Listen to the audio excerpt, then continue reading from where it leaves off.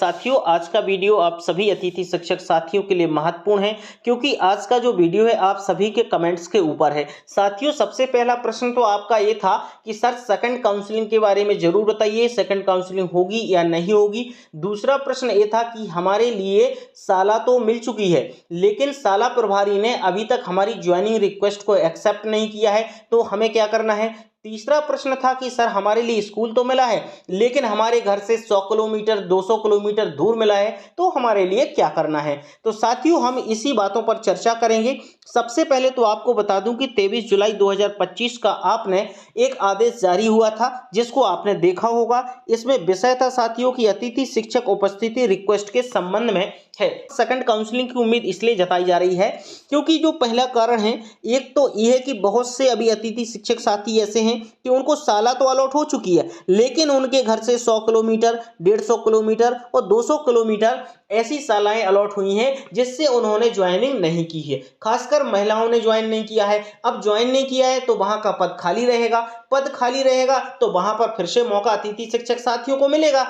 के बाद दूसरा कारण साथियों ये भी है कि आपको स्कूल तो अलॉट हुआ है लेकिन स्कूल अलॉट होने के बाद साला प्रभारी ने आपकी ज्वाइनिंग रिक्वेस्ट को एक्सेप्ट नहीं किया है। अब उसने एक्सेप्ट साथियों इसलिए नहीं किया है क्योंकि जो टीचर का और छात्र का रेशियो है, वहां पर टीचर और स्टूडेंट का जो रेशियो है उसके हिसाब से कम छात्र संख्या है, इसलिए उनका पद तो दिख रहा है लेकिन उन्होंने एक्सेप्ट नहीं किया है। मैंने आपको छात्र का और टीचर का रेशियो जो है पहले बता भी चुका हूं इस वीडियो में कि इस प्रकार से है, तो आप उसको समझ सकते हैं। लेकिन फिर भी मैं बता देता हूं कि अभी 35 स्टूडेंट्स पर एक टीचर है, 74 स्टूडेंट तक 2 टीचर हैं और 104 स्टूडेंट तक यहां पर 3 टीचर लगेंगे। तो इस प्रकार से इस रेशियो में यदि आप मैच नहीं कर पा रहे हैं तो साला प्रभारी ने आपकी ज्वाइनिंग रिक्वेस्ट को एक्सेप्ट नहीं किया होगा।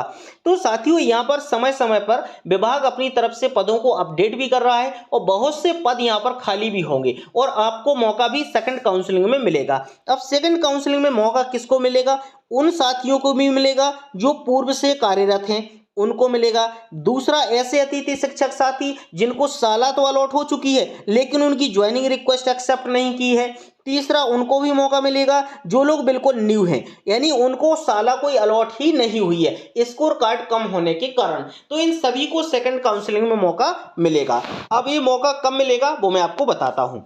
आपने 2024 में एक आदेश जारी हुआ था अतिथि शिक्षक साथियों का, उस आदेश को जरा देखिएगा ध्यान से। यहाँ पर साथियों, अतिथि शिक्षकों को उनके द्वारा दिए गए साला विकल्प एवं मेरिट क्रम में साला में उपस्थिति हेतु सूचित किया जाता है कि संबंधित अतिथि शिक्षक दिनांक 25/10/2024 तक साला में अनिवार्यता उपस्थित हों।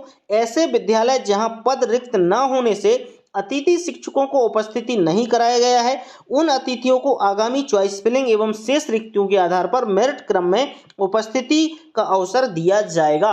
यानी आपको चिंता नहीं करना है, इसके बाद सेकंड काउंसलिंग भी होगी क्योंकि पूरी उम्मीद है कि पद अभी एक बार में भी भरे नहीं जाएंगे क्योंकि इनको अभी रिक्वेस्ट सेंड करने का एक मौका और दिया जाएगा। मैं आपको बता दूं 1 अगस्त से आपकी ज्वाइनिंग कंप्लीट हो जाएगी। तो साथियों, आपको सेकंड काउंसलिंग के लिए थोड़ा सा इंतजार करना पड़ेगा और आप इंतजार कीजिएगा, जरूर सेकंड काउंसलिंग होगी क्योंकि बहुत से अतिथि शिक्षक साथी ऐसे हैं जो वेटिंग में हैं और वो चाह रहे हैं कि हम अतिथि शिक्षक बने। तो साथियों, इसी प्रकार की और भी जानकारी चाहते हैं तो हमारे चैनल को सब्सक्राइब कर लें और मिलते हैं हम नेक्स्ट वीडियो में नेक्स्ट टॉपिक के साथ। जब तक के लिए नमस्कार, थैंक यू।